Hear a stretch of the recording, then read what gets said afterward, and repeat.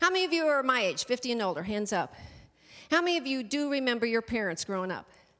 How many of your parents were concerned about your happiness, really? If they sent you to the room, were they in the kitchen in a deep discussion wondering whether they had damaged your self-esteem? You know what my parents were concerned about? Number one, I better be respectful. I better be respectful to every human being I come in contact with. I better be respectful, number one, of myself, but I better be respectful to other people, even if I disagree with them, even if I don't believe them, even if I have a differing opinion, I had better be respectful. Number two, I better work hard. That was demanded of me. I didn't give up, I didn't quit, even if something was uncomfortable or I didn't like it or it didn't feel right. No. And not only could I not quit, I had to do it the best I could. Remember that? And number three, I couldn't be selfish.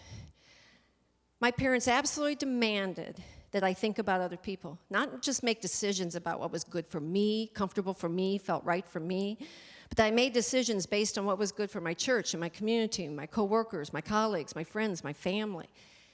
Let me ask you a question.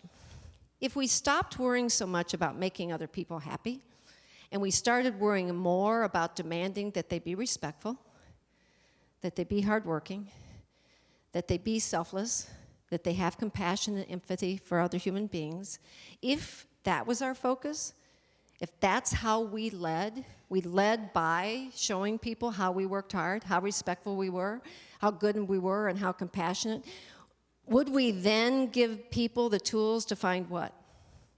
Happiness. Perhaps happiness is something that we give people not by asking for it, but by modeling leadership of doing other things. How many of you in here will admit that you have a few behavior traits that you try to keep hidden from the public? And you save them for the people that you love the most at home, right? So if we're going to be truly a team, then I think we need to know a little bit about everybody in this room. How many of you know some people in this room pretty well? Yeah? How many of you know some things about them? They would pay $1 million if you promised not to tell another living soul. Well, here's my first customer guarantee. We're going to get to know the people in this room better than you've ever gotten to know them before. So, first thing I want you to do is all of you take a look at your watch. If you're under 38, you don't own a watch. And my first customer guarantee is this. In the next 15 minutes, you will learn more about the people seated around you than you ever thought possible. Is that a deal? 98% of you said that if you want something bad enough and you work hard enough, that you can achieve whatever you want. How many of you believe that?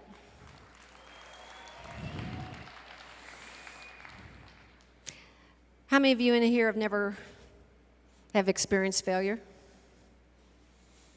How many of you have ever experienced failure in anything? How many of you in here have wanted something more than you can imagine, worked as hard as you can, did everything right, and you didn't get it, honestly? So that's not really a true statement, is. Maybe the truth needs to be told. Ladies and gentlemen, we're not going to get everything we want. We aren't.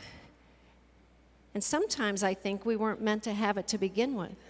Sometimes I think fate steps in and makes choices for us maybe that we weren't smart enough to make for ourselves. Life is how you react when life doesn't go the way you want.